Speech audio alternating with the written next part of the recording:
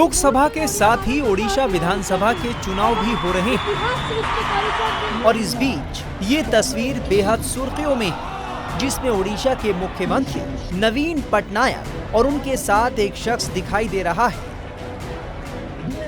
भाषण के दौरान नवीन पटनायक के हाथ कांपते दिख रहे हैं और इन कांपते हाथों को ये शख्स छिपाने की कोशिश कर रहा है। अंतिम चरण के मतदान से पहले ओडिशा की लड़ाई अब नवीन पटनायक के स्वास्थ्य और हिलते हाथ पर आ गई है। नवीन पटनायक की एक रैली की वीडियो क्लिप वायरल हो रही है, जिसमें पूर्व आईएएस अधिकारी और बीजू जनता दल नेता वी कार्तिकेयन पांड्यन ओडिशा सीएम का हाथ पोडियम पर अंदर की तरफ करते नजर आ रहे हैं। इस वीडियो के सामने आने के बाद विपक्ष वीके पांड्यन पर हमलावर है और पूर्व आईएएस को लेकर नवीन पटनायक को घेर रहा है। ओडिशा के मयूरभंज में जनसभा को संबोधित करते हुए प्रधानमंत्री नरेंद्र मोदी ने प्रदेश की बीजेडी सरकार और मुख्यमंत्री नवीन पटनायक पर बड़ा हमला बोला। इस दौरान उन्होंने मुख्यमंत्री नवीन पटनायक पर भी तंज कसा कि उनकी तबीयत पिछले 1 साल के अंदर अचानक कैसे खराब हो गई। पहले सुनिए प्रधानमंत्री मोदी ने क्या कहा, फिर आपको वीके पांड्यन के बारे में बताएंगे।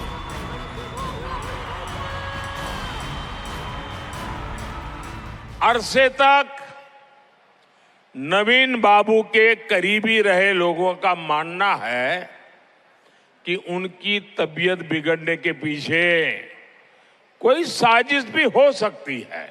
सवाल ये कि नवीन बाबू की तबीयत खराब होने के पीछे क्या कोई षड्यंत्र है क्या? ये उड़ीसा के लोगों को जानने का अधिकार है।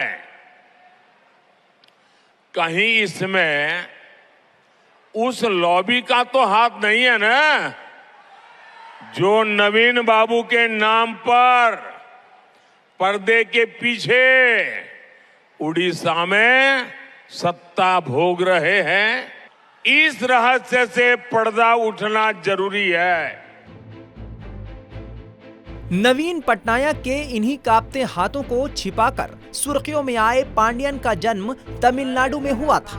पूर्व आईएएस अधिकारी वीके पांड्यन कृषि में ग्रेजुएट और भारतीय कृषि अनुसंधान संस्थान से पोस्ट ग्रेजुएट है। पूर्व आईएएस वीके पांड्यन की गिनती सेवा काल में भी मुख्यमंत्री नवीन पटनायक के करीबियों में होती थी।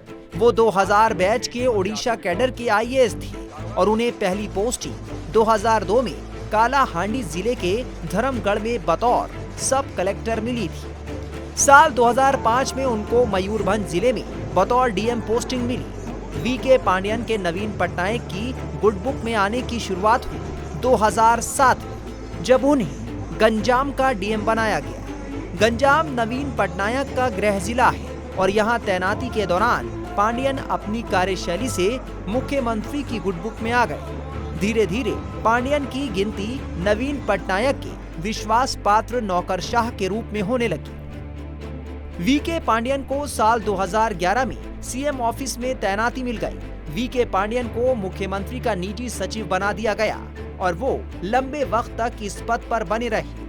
2019 में जीत के बाद नवीन पटनायक ने ओडिशा में जब लगातार 5वीं बार सरकार बनाई, उन्होंने 5T योजना लॉन्च की और वीके पांड्यन को इसका सचिव बना दिया। 5T का सचिव बनाए जाने के बाद एक्टिव मोड में आए पांड्यन ने ओडिशा के अलग अलग इलाकों के दौरे किए और लोगों के साथ संवाद स्थापित किया। अपने इन दौरों के लिए पांड्यन ने हेलीकॉप्टर का इस्तेमाल किया और इसे लेकर भी वो विपक्ष के निशाने पर रहे। वीके पांड्यन ने पिछले साल यानी 2023 में वीआरएस ले लिया था। पांड्यन के वीआरएस के लिए आवेदन करने के साथ ही उनके सियासत में आने की चर्चा हर ओर होने लगी। वीके पांड्यन वीआरएस लेने के बाद बीजेडी में शामिल हो गए थे। आईएएस की नौकरी से वीआरएस लेकर सियासत में आए वीके पांड्यन इस चुनाव में बीजेडी के मुख्य कैंपेनर और चुनाव रणनीतिकार की भूमिका निभा रहे हैं। पांड्यन के चुनाव लड़ने के भी कयास थे, लेकिन वो खुद मैदान में नहीं उतरे, लेकिन मुख्य कैंपेनर चुनाव रणनीतिकार की भूमिका की वजह से विपक्ष के निशाने पर हैं। पांड्यन बीजेडी के कैंपेन में भी लीड रोल में नजर आ रहे हैं और नवीन पटनायक के उत्तराधिकारी की इमेज की वजह से भी वो विपक्ष के लिए मुख्य टारगेट बन गए हैं। टाइम्स नाउ नव भारत डिजिटल की रिपोर्ट।